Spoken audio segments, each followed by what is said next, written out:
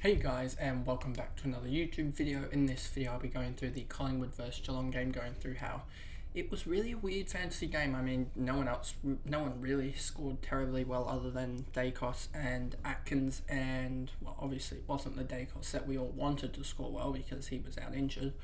But yeah, no one really did score well. It was more of a case of just hoping that you guys don't fail, or the guys that you have, such as Tom Stewart, who is so widely owned, it doesn't really matter too much what he does. But so 72 from Tom Stewart. I think this will actually be good because a lot of people will probably, or some people will tend to trade him out, whereas I think he actually has a favourable run in with his last two games, but we'll wait and see on that one. But anyway, before we get into the video, remember to like and subscribe, turn the notification bell on so you know when I upload, and let's get into the video.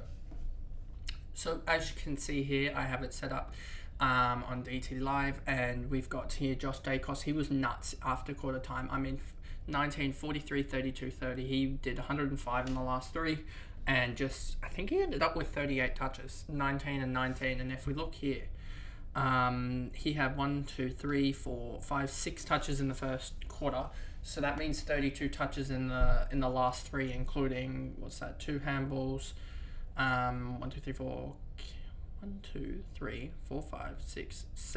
7 touches, I believe, actually, now looking at that, because that's 7 touches, and 3 of them were handballs, 4 kicks. So he had 15 kicks and 15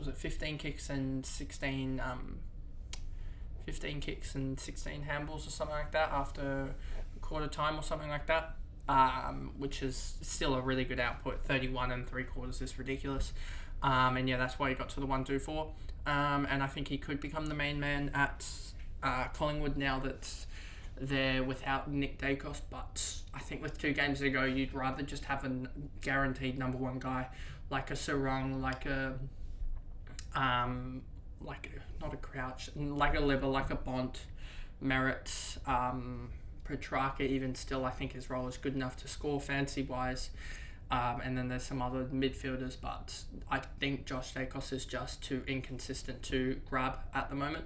Lipinski, good game. I think he could be involved next year with the Pies midfield and could be good to potentially look at next year, but I don't think I like him if he's priced at 70 or so.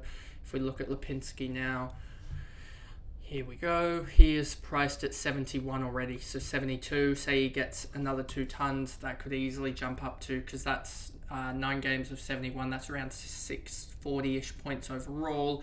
840 in 11 games. That's really jumping up towards, say he gets 2 more tons, that's really jumping up towards that 75, 77 average, and there's not much meat on the bone there unless he goes straight up to the 100, compared to some other positions that will have a lot more meat on the bone. So, and then you've got Adams and Pendlebury both went 100. Could be interesting to see if Adams is that forward next year, because he's actually had a good run. If we look at Adams, not that way, Adams here, 68 last 3, 86. He went 50-50, that's why he was so bad, but outside of that did alright. So still wouldn't pick him as a forward next year. I'd rather a key forward or something like Jezza or something, or Kerno, picking one of them, or Tex even as a key forward over an Adams. Pendlebury 102, Mitchell 94, he did alright. Chris came out of the blocks, I'm pretty sure, came out of the blocks. First half 63, then just fell to nothing. Maynard did alright, 90, did a strong second and last quarter basically to get that score. Quaynor 88, strong second half. McCreary had a lot of pressure, applied a lot of pressure, I should say, and still got himself up to an 84, so that was really good.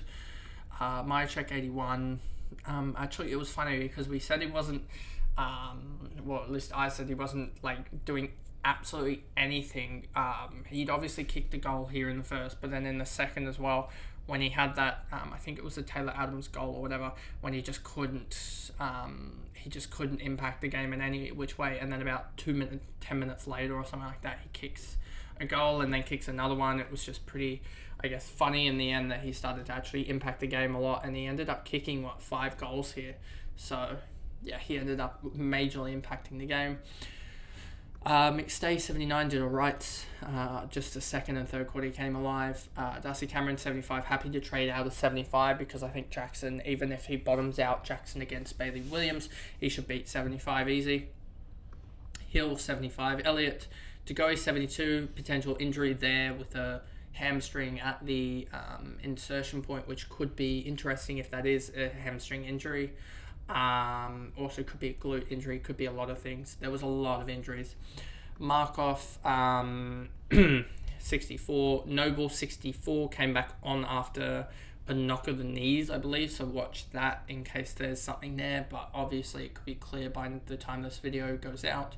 How Hoskin Elliott, Frampton, Murphy, Ginnivan came on and actually provided really good new run and gun, I guess, and ended up, I believe it was something like 5 score involvements, 3 goal assists in effectively 3 quarters. And Darcy Moore subbed out after 12 in the first quarter. He's got a hamstring injury, so it looks like his, at least the next month of footy is probably done for him. Atkins 1-2-2, so that would mean probably returning for the second week of finals, I'm guessing, or third week of finals, somewhere around that same time frame as Nick DAICOS, I believe, will be around Darcy Moore. Atkins 1-2-2, 61 in the last was ridiculous. I mean, he tried to will his team on with, what is that? 2 marks, 3 tackles, 4, 5 tackles. 5 tackles in the last, and how many marks did he get? 3 marks in the last. So he had 29 non-disposal points plus 32 disposal points in the last. It was quite a ridiculous game from him.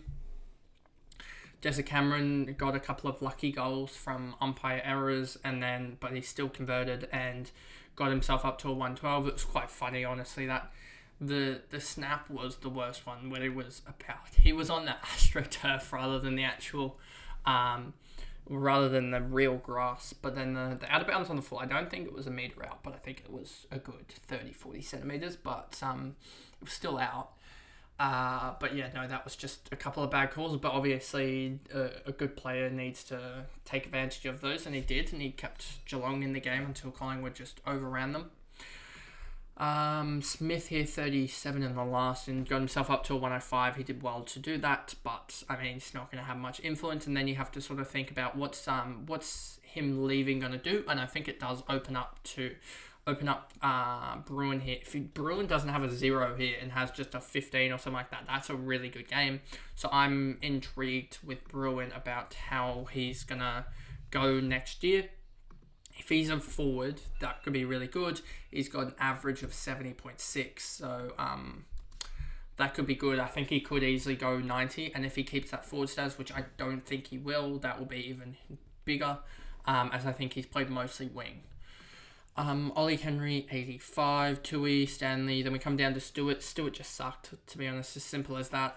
Just didn't get any got 1 tackle, 5 marks or whatever, and only like 18 touches. He's usually a little bit more than that, but I mean, he's in everyone's team, so it doesn't really matter too much, and I think he's got a more favourable run where he can go into and just take 5-10 marks a game easy, and if he gets a couple more tackles there, that's an 80 or whatever, a couple more handballs and a couple more it's marginal obviously, but I think he's fine. Guthrie, O'Connor, Neil, Parfitt, Bowie's close, Stengel, no one else here really matters too much, and then obviously Gary Rowan with I think a hip flexor was out early in the game. There was a lot of injuries. I'm pretty sure someone else even might have got injured from Geelong, but I don't remember now. But anyway, that is the video there, and hopefully this will be uploaded at like 10 a.m. or something like that. That should be good for getting it out early and actually getting this out on the Saturday rather than a Sunday. But that is the video, and I'll see you guys in the next recap, which will be whichever game comes first in this. It'll probably be the North Melbourne Essendon game, even though it starts at the same time as the Swans Gold Coast game, sorry. And then you'll see the Brisbane-Adelaide game tomorrow as well. And then the rest of the games will follow suit, I believe, as I try and get through, get through the games and get them out to you in due course. Anyway, I'll see you guys in the next video. Thanks, guys. Goodbye.